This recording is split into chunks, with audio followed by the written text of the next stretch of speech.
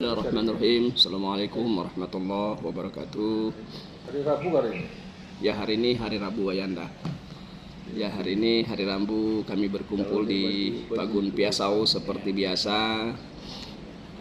Banyak hal-hal yang kami bahas terkait dengan program-program kerja kami di Balai Mayo Turakon di Jalan Yakibagu.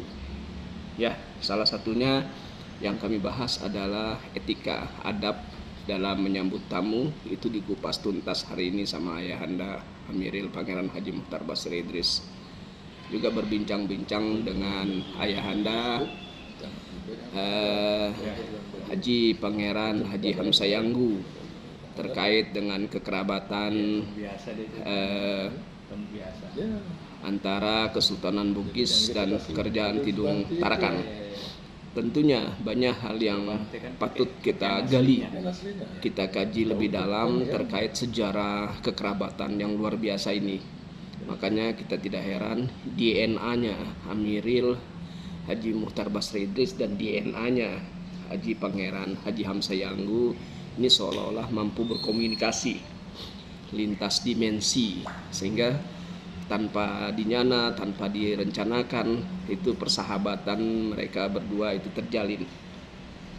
Ya, pertemuannya itu sedengar sebelumnya terjadi di Sebatik. Waktu itu Ayahanda Amiril Pangeran Haji Muhtar Basri Idris itu bertugas sebagai abri di sana. Sebagai abdi negara, sebagai dansek bukan kapolsek.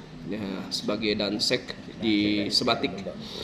Beliau diminta oleh negara untuk memastikan keamanan di daerah perbatasan sana.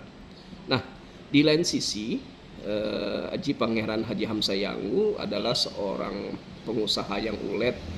Beliau berusaha menghidupkan ekonomi dengan mengambil hasil alam. Ya, waktu itu beliau bongkar pisang. Disitulah awal pertemuan, meskipun waktu itu belum terjadi pertemuan yang pada umumnya. Ya, yang terjadi adalah pertemuan sekilas saja. Namun dari pertemuan itu menjadi titik awal pertemuan-pertemuan yang lainnya. Dari sejarah yang saya temukan, Haji Pangeran Haji Hamsayanggu ini berganti-ganti profesi. Dari seorang pedagang kemudian beralih menjadi seorang nelayan, mengumpulkan ikan di laut. Ya, itu luar biasa sejarahnya. Beliau itu bersama Kanda Muhammad Yunus Yanggu itu pernah mengumpul ikan di daerah Amal sana. Demikian juga dengan Haji Pangeran Haji Muhtar Basri Idris. Setelah menunaikan kewajibannya sebagai abdi negara di ABRI, beliau pun masih tetap menekuni profesi nenek moyang, yaitu membangun kelong atau tambak. Nah, dari frekuensi pertemuan ini akhirnya tanpa dinyana ketemulah kedua orang tua kita yang luar biasa ini bertemu di dalam sebuah organisasi yang kita cintai, yaitu Lembaga Adat Besar Tidung Kalimantan. Saya sempat bercerita dengan Ayahanda Haji Pangeran Haji Hamsayanggu. Beliau antipati itu dengan organisasi, tidak pernah ikut organisasi beliau itu. Mau partai kah, mau organisasi masyarakat kah, beliau tidak mau, itu tidak suka beliau. Beliau hanya fokus di upaya menghidupkan keluarga, membantu masyarakat. Ya, hanya fokus pada organisasi bisnis keluarganya saja.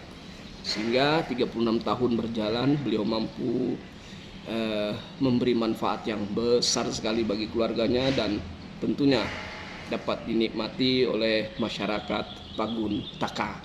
Nah, karena kontribusi beliau terhadap masyarakat Pagun Taka ini, hal itu membuat pertemuan itu dengan Juriat Raja Tidung Tarakan waktu itu, yaitu siapa? Ya, Ayahanda Haji Amiril Pangeran Haji Muhtar Basri Idris. Disitulah pertemuan mereka dan intens terjadi sehingga Ayahanda Haji Pangeran Haji Hamzah Yanggu pun tergerak hatinya untuk pertama kalinya.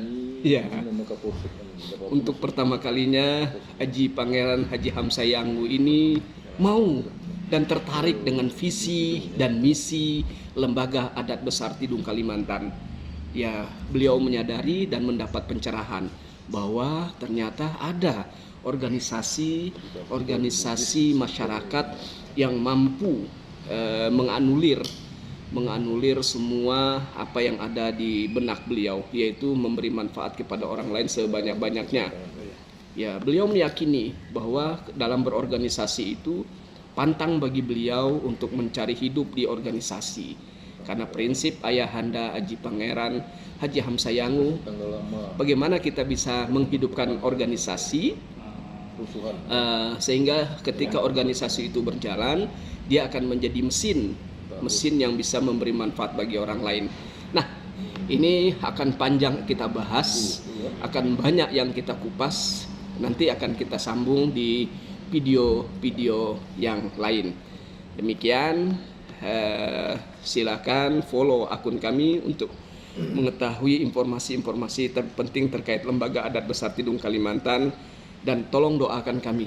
Kami sedang berproses untuk membangun sistem informasi berbasis digital. Ya, sedang akan kami tangani perlahan demi perlahan. Kenapa? Karena sesuatu itu harus bertahap sesuai dengan prinsip dan pesan leluhur kaguang ke pekindi de balai ngentilu ko de pilit untuk gos kurongno.